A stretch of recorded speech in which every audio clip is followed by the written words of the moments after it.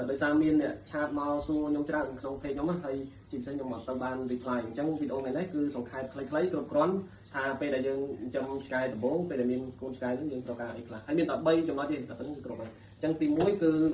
អ្នកនរគ្នាត្រូវមានត្រង់ឆ្កែហើយនេះបានចាំបាច់ត្រូវមានត្រង់ឆ្កែដោយសារ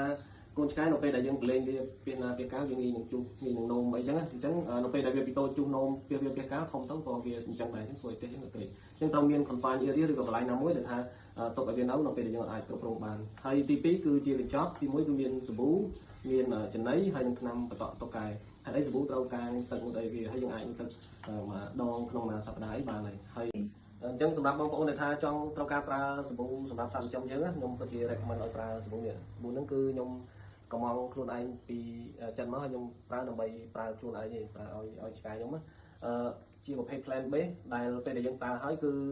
ធ្វើឲ្យស្បែកឆ្កែរបស់យើងហ្នឹងគឺអត់ allergy ទេហើយរោមវាទន់ហើយជាពិសេសហ្នឹងគឺកក់ហើយអត់មានធំក្លិនជូរក្លិនអីរយៈពេលយូរពេញមួយសប្តាហ៍ហើយ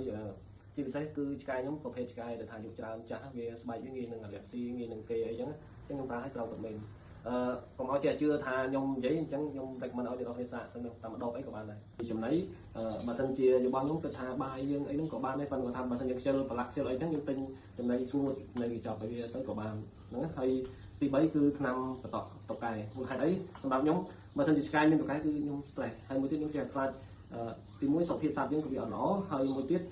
យើងបារម្ភខ្លាចវាខំយើងឬខំសមាជិកក្នុងផ្ទះអីចឹងអញ្ចឹងការថ្នាំបតក់តុកែនេះគឺសំខាន់ខ្លាំងហើយចុងក្រោយគេនេះគឺសំខាន់បំផុតគឺវ៉ាក់សាំង